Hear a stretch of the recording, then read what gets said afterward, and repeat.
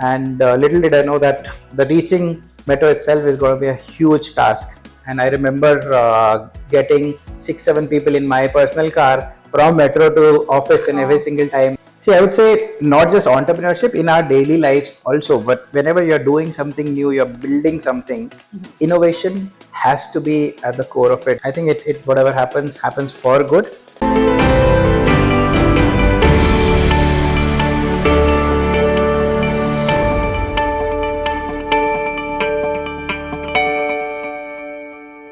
Hello and welcome back to the latest episode of GIBS IRE Talks Podcast, powered by GIBS Business School, a place where innovation meets inspiration. And I'm your host for today, Dr. Pallavi Vyas.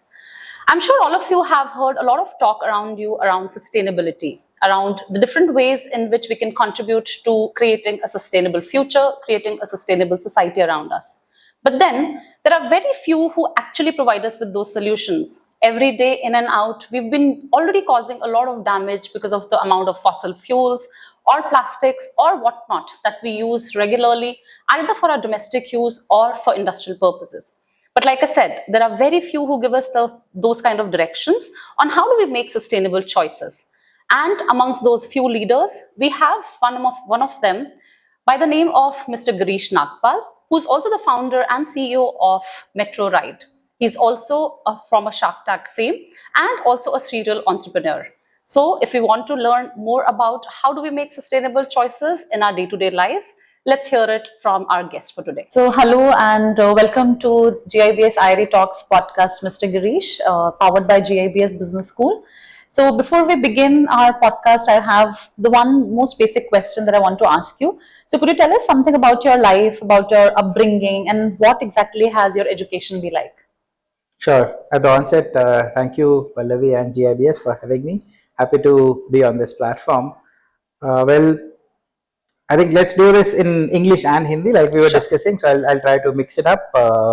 These are the two languages I can speak. So I come from the city called Hisar in Haryana, and that's where I've spent first 20 years of my life.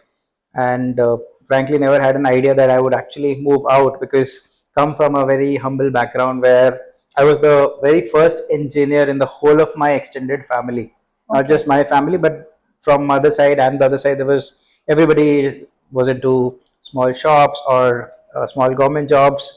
I was the first one who actually got into engineering, and after my engineering, I moved directly to Mumbai. Thanks to the Y2K at that time, there were hardly any jobs then, and I moved to Mumbai and started my professional career.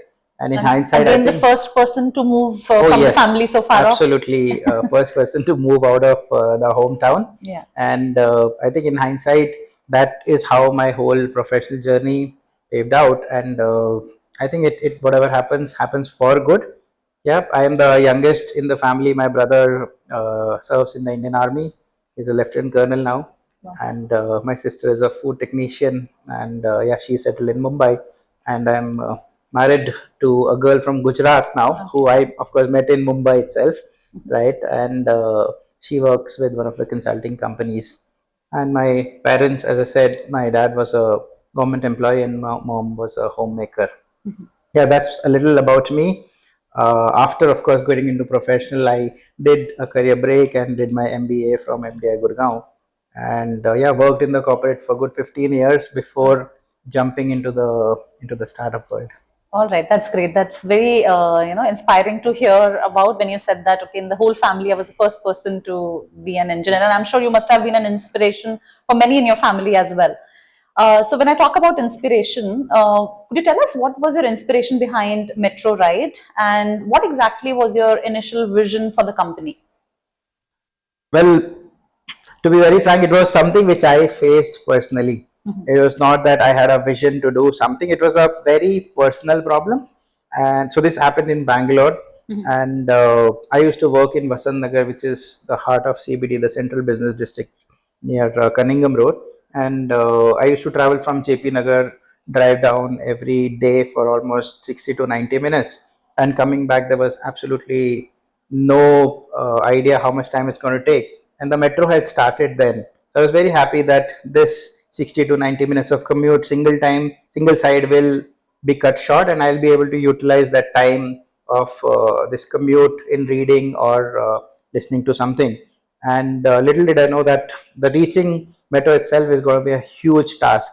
It was just there was no way I could reach the metro station, because you could book cabs, but they will never turn up because it was hardly 2.5 kilometer distance. And soon I was back to my old style of commute. But this was very fresh, and I did that for 2 years.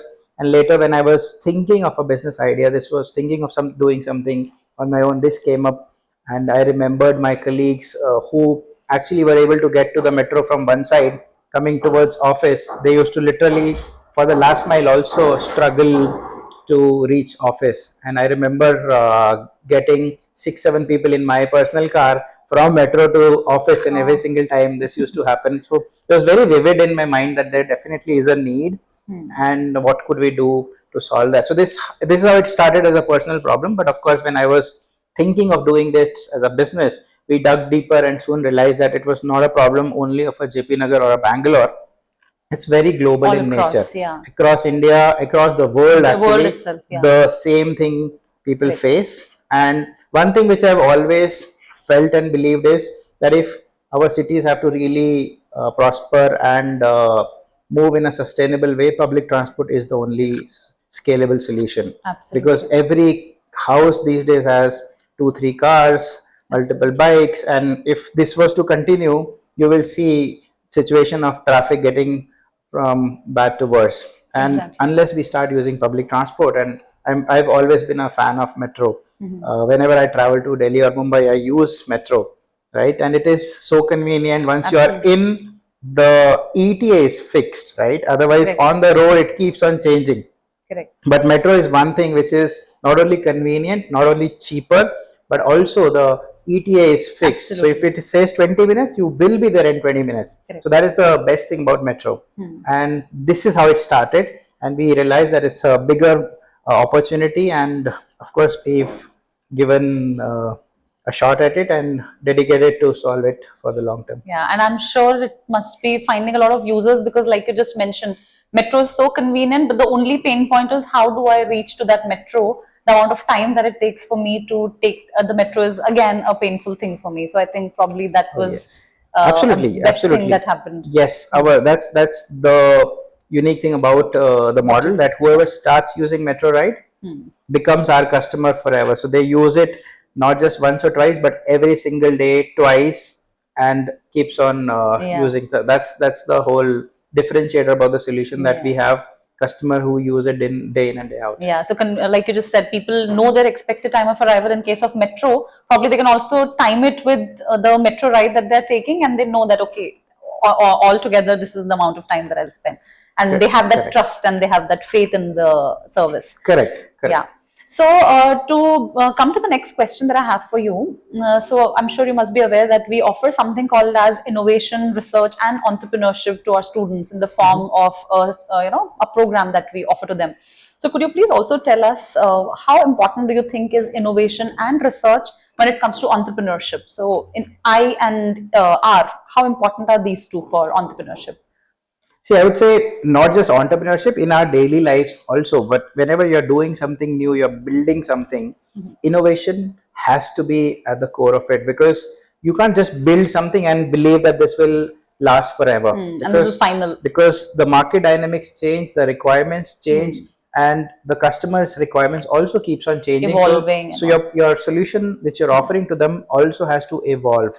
Because like I said, when we were building this solution, we had built thinking something that this is what the customer wants, this is what the driver wants, and when we actually launched it, it was so very different. Today, if you see my version of the MetroRide app, then what we had launched it 3.5 years back, it's absolutely different. All right. And even after launching, we have been adding features, we've been making the changes based on the customer's requirement, because you have to keep innovating. And for innovation, you have to first understand what really is the customer facing, why is he not able to use. So there are some key metrics which you keep tracking, and then innovate, and as a process keep making it better. Like wait time, for example, was one of our key metrics, right? How many minutes customer has to wait before he gets a ride.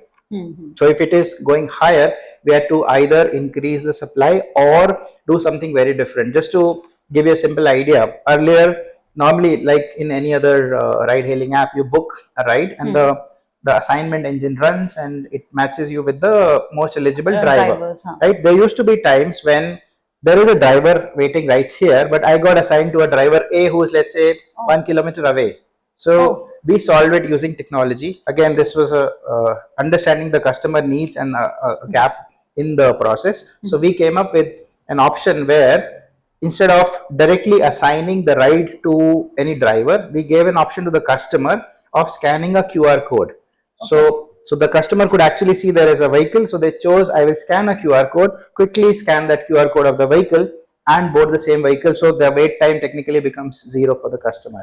Very So nice. such small innovations, I think need to be becoming as a core of your thought process. And of course, research will give you the insights of what the customer wants, where are the gaps. So research is again not very fancy, just staying in touch with the customer, right? Staying in touch with your existing customers, staying in touch with your prospective customers, and understanding what can you really do which will make the life a little better, make their life a little better. Yeah, and probably a little bit research into, okay, what kind of technology probably will be applicable here and how can I make use of the right technology, maybe that as well. Yeah, absolutely. So research is not just with respect to the requirement of the customer, but how do you solve it? Then you have to be, of course, aware of what is happening outside in terms of technology and how do we actually bring it, right? So, and then of course do the matchmaking in order to make the whole experience seamless, in order to make the whole experience for the customer more efficient.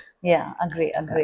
So I want to ask you another question. You've been on Shark Tank and I'm sure that experience must have been really great. So could you tell us how has that in any way helped us shape your entrepreneurial journey?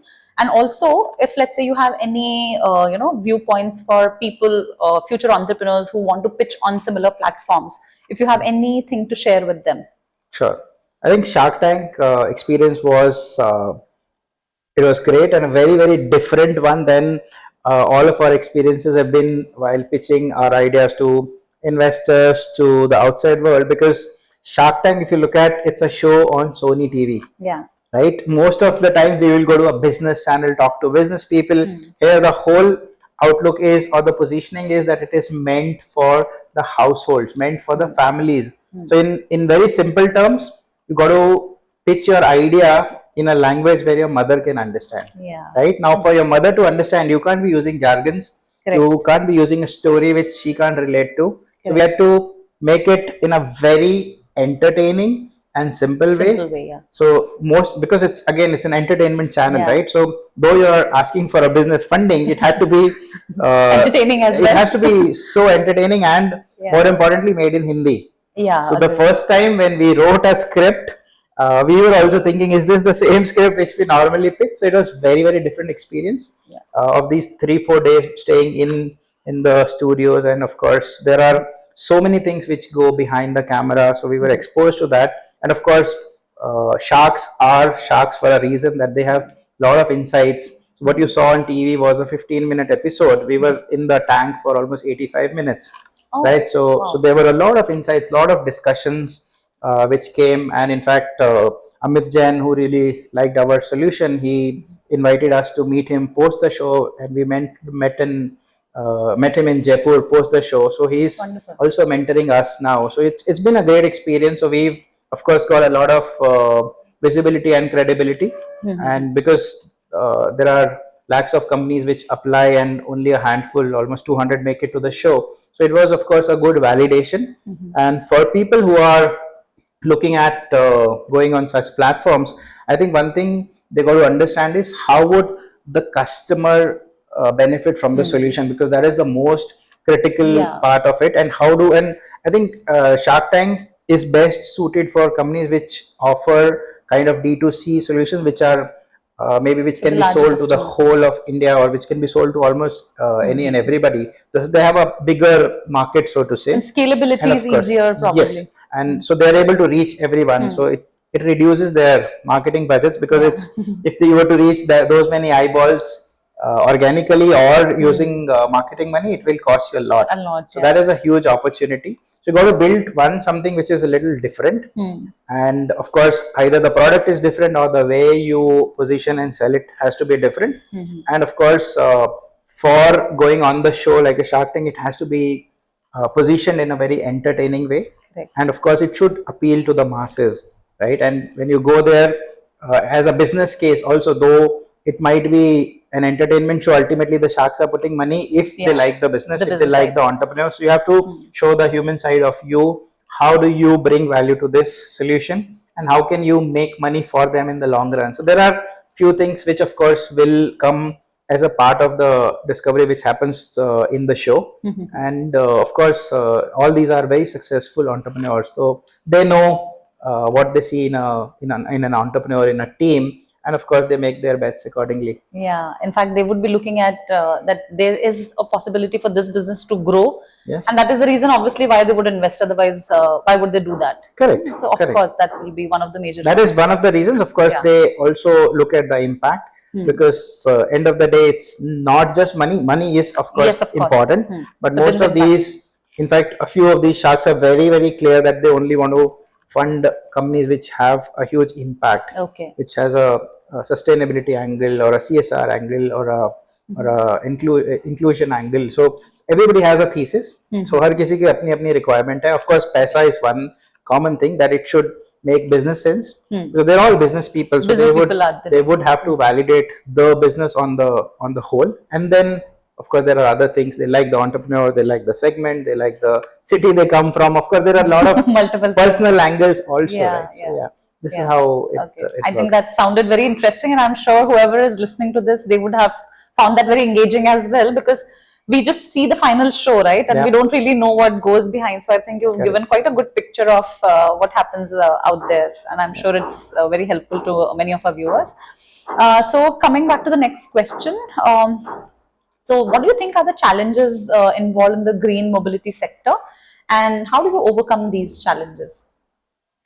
Okay, so when we started MetroRide, there was a cautious call which was taken that we will go all electric, because we were looking at a sustainable company. So the first and foremost thing which we decided was that we will have not just an environmental angle but also a social angle. So when we started, it was a all women fleet. Of course, we wanted to have a company where we will promote women entrepreneurs, women drivers as well. But soon we realized that it is going to put some constraint on the growth. So we made it very soon. We realized, because we wanted to do that, but not at the cost of business. So we still have a lot of women in our fleet, but it's not an exclusive service for women as drivers. So now we have men and women both as drivers. And on the sustainability side, we've stuck to the electric mobility. And of course, when we started 4 years back, the electric mobility was still evolving. It still is evolving, and 4 years back it was even more, I would say, tough to get vehicles, tough to find the charging infrastructure. So what we had to do was we had to build an ecosystem to ensure that the drivers who are coming on our platform, how do we provide them electric vehicles? Because if I have a driver willing to come on my platform but does not own an electric vehicle, that meant he couldn't join, right? There were a lot of people who were driving CNG, LPG, diesel autos who wanted to come on platform, but there was a call we took that we will be an exclusive EV platform. So what we did was we tied up with like-minded people. There are different companies who are trying to solve different parts of the electric mobility jigsaw puzzle. So thankfully we joined hands with such companies,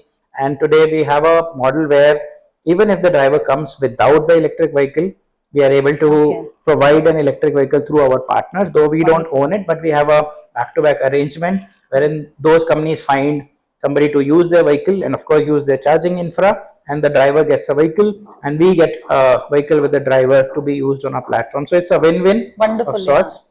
Correct. And of course, an ecosystem that is built and it's being used so well. Yes, because it's a big problem, cannot be solved by an individual company. Absolutely. So it had to be an ecosystem approach which we've built. So today we work with multiple such companies in the charging infra, in the parking and charging infra, in the EV, not just autos, cars. So we have different partners who can give us different form factors of vehicles. So yeah, And that's all come together. correct.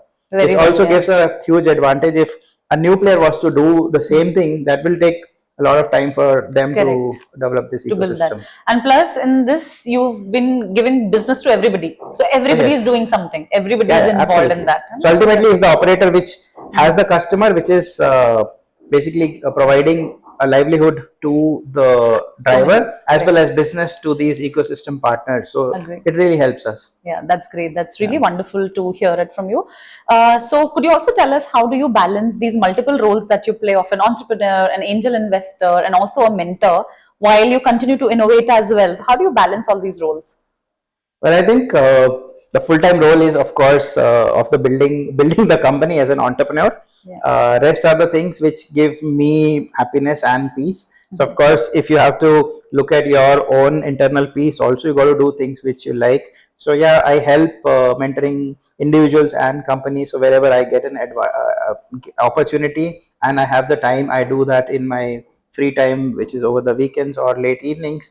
And yeah, as an investor, if I see some good opportunities, I pick and invest some small amount of money to maybe diversify my investment portfolio. But yeah, the major focus is all dedicated, which is single focus on building the company, which we are.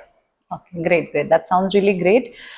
So this brings me to the last question. If you could let our viewers know about what is your long-term vision for MetroRide, and also the evolving landscape of the mobility sector, specifically when we talk about the sustainability angle. So given the challenges and all that are involved, what kind of vision do you have, the long-term vision do you have? If you could share your final thoughts with our viewers.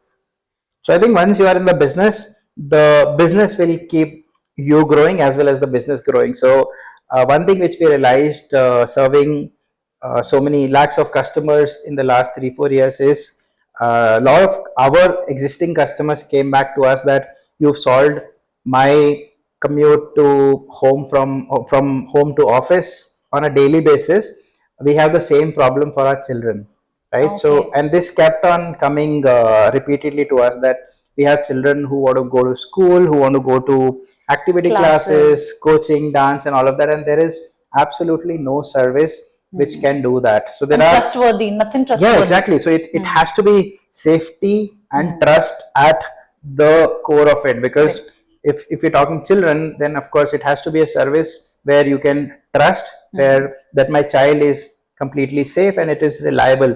And because we've been serving them for so many years, these customers have used our services, so they came to us that we want something as reliable as this even in our children's commute. So this gave us some idea. Now, of course, in hindsight, it looks so easy, but when initially it came, we never took it seriously. But when it kept coming, and also we were looking at how do we make our business more efficient, how do we increase our asset utilization, and we realized that the usage of the kids commute is actually very complementary to the office commute, because you have early morning hours, Correct. right from 6:30 some IIT coaching starts till 8:30 the peak of school hours, and after that our office commute starts, and then in the afternoon when the school drops happen, actually we have a lull, right? So it fit into our model so well. Wow. So we built a solution called MetroRide Kids, which we last week which launched in Hyderabad, and it has taken up really well. A lot of parents are excited. Only thing was, then we were building it, it was very different, because one major difference if you see is, one, of course we're dealing with children, so it had to be built around safety and trust, because if we are onboarding a child, we have to ensure that it is built with a safety first approach. So of course we build the whole solution in a way that all the drivers have to go through a very stringent check. There is IoT enabled in every single vehicle, so the moment vehicle onboards a student, the parent can actually see a live CCTV surveillance video of the child. They can track the GPS. They have immobilizers, and we most importantly have a command center which is observing each ride from finish to end, that every child is Wonderful. reaching to the destination safely. So the biggest challenge in building this was children do not have mobile phones. If you look at every single app, you use a mobile to book, you go share your OTP or whatever, and it is through the mobile. Now take the mobile out of equation, everything changes. The child has to go identify the right vehicle without a mobile. If there is something wrong, he can't call. So we had to re-engineer the whole process, still keeping it safe. So we've done that. I think that's a solution which we built, which nobody in the industry has been able to crack so far. So I think we are very gung-ho about success of MetroRide Kids along with MetroRide. So we've used state-of-the-art technology. We use RFID tags for onboarding. The parent gets real-time alerts, right? So there are multiple things which have gone behind the hood. The system looks very simple to operate, but we've put in a lot of technology and process innovation in that.